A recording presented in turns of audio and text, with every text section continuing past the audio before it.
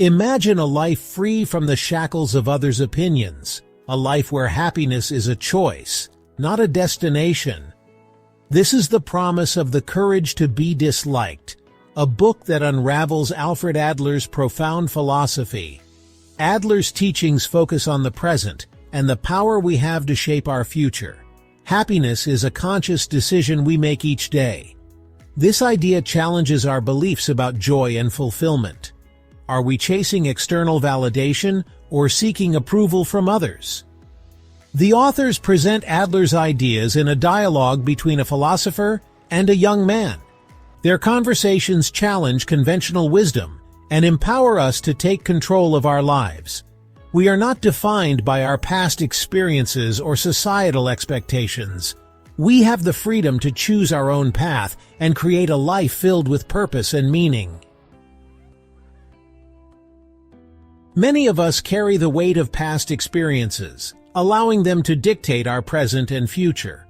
We might think, I am this way because of my childhood, or I can't change because of what happened to me. Adlerian psychology, however, offers a liberating alternative. We are not defined by our past. The book emphasizes that while we cannot change past events, we have the power to choose how we interpret and react to them. It encourages us to view past experiences not as permanent scars, but as opportunities for growth and learning. For example, imagine a woman who was bullied as a child. She might believe that she is inherently flawed and unworthy of love. However, Adlerian psychology suggests that she can choose to redefine those experiences. Instead of letting them define her, she can acknowledge the pain, learn resilience, and cultivate self-love. This shift in perspective is not about denying the past, but about understanding that we are not bound by it. We have the power to rewrite our own narratives and create a future free from the limitations we impose on ourselves. One of the most empowering concepts in The Courage to Be Disliked is the idea of separation of tasks. This principle encourages us to differentiate between our own tasks and the tasks of others, allowing us to set healthy boundaries in our relationships. The book argues that many interpersonal conflicts arise from our tendency to interfere in others' tasks or allow them to interfere in ours. This can manifest as giving unsolicited advice, feeling responsible for others' emotions, or seeking validation from others for our own choices. For instance, imagine a young man constantly seeking his parents' approval for his career choices. He feels obligated to follow their path, even though it doesn't align with his passions. Separation of tasks encourages him to recognize that his career is his own task, and while he can listen to their advice, the ultimate decision and responsibility lie with him. By embracing this principle, we free ourselves from unnecessary burdens and allow others the space to take responsibility for their own lives.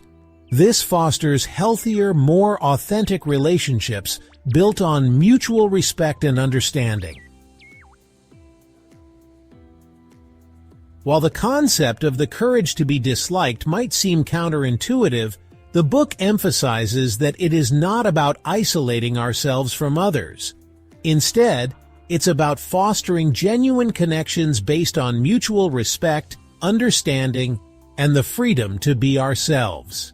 Adlerian psychology posits that our primary life task is to build healthy social relationships.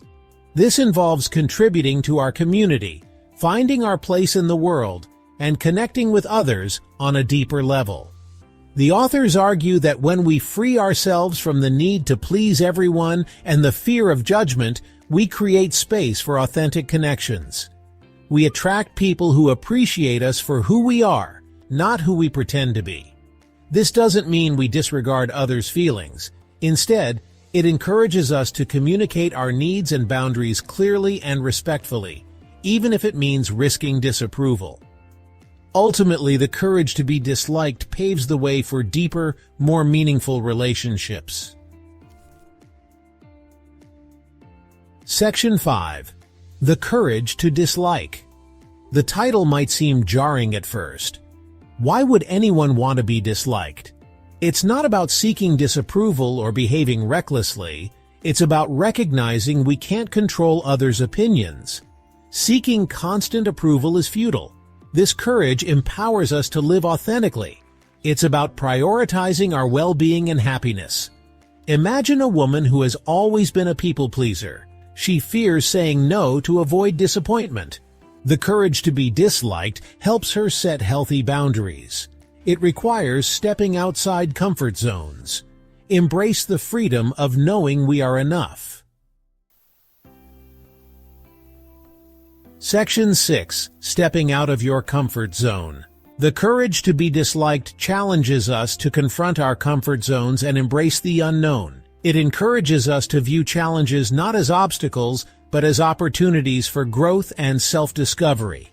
Adlerian psychology emphasizes the importance of taking action, even if it's imperfect action. It encourages us to step outside of our comfort zones, experiment, and learn from our mistakes.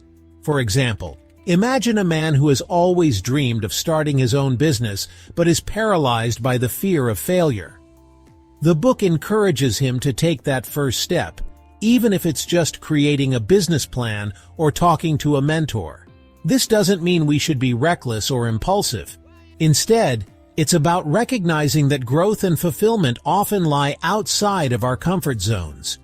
It's about embracing the journey, with all its uncertainties and imperfections, and trusting in our ability to adapt and learn along the way. Section 7. Living in the present moment. In a world often consumed by regrets about the past and anxieties about the future, the courage to be disliked reminds us of the importance of living in the present moment. It encourages us to focus our energy on what we can control, our thoughts, feelings, and actions, rather than dwelling on things outside of our control. The book emphasizes that happiness is not a destination, but a journey. It's about finding joy in the everyday moments, appreciating the simple things, and cultivating a sense of gratitude for what we have. For instance, instead of constantly worrying about tomorrow's deadlines, the book encourages us to focus on the task at hand, finding satisfaction in the present moment's work. It's about savoring a meal with loved ones, appreciating the beauty of nature, or simply taking a moment to breathe deeply and be present. This shift in focus allows us to break free from the cycle of worry and regret, opening ourselves up to the richness and fullness of life as it unfolds. Section 8. Finding your life's task. The courage to be disliked encourages us to discover and pursue our own unique life's task. This is not about finding our one true calling, but rather about identifying what brings us a sense of purpose and fulfillment. The book suggests that our life's task is often found in our contributions to society, in using our unique skills and talents to make a positive impact on the world around us.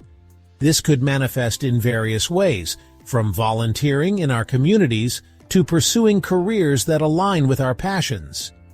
It's about identifying what makes us feel alive and dedicating ourselves to making a difference, however big or small.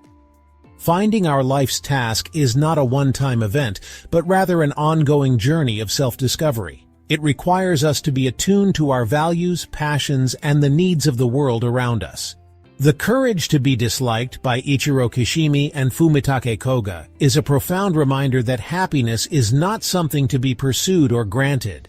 It's a choice we consciously make each day. This book invites us to break free from the chains of seeking approval, release the burdens of past regrets, and ease the worries of an uncertain future. Its lessons challenge us to move from passive acceptance to active transformation, urging us to reshape our perspectives and align our lives with our authentic selves. The path to courage and authenticity may be strewn with challenges, doubts, and moments of discomfort. Yet, it is through these struggles that we grow, build meaningful relationships, and discover the joy of living with purpose. Remember, the principles in this book are tools, not just ideas. tools to help you navigate life's complexities, overcome fear, and foster a sense of resilience and fulfillment. So ask yourself, what's holding you back from embracing your authentic self? What's one small step you can take today to release the fear of being disliked? Let this be your call to action. Choose courage over comfort, live boldly, and create a life that resonates with your deepest values. And as you step forward, remember, happiness isn't a destination, it's the journey you're on right now.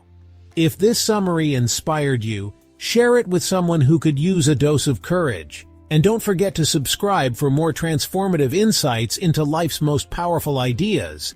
Let's grow together.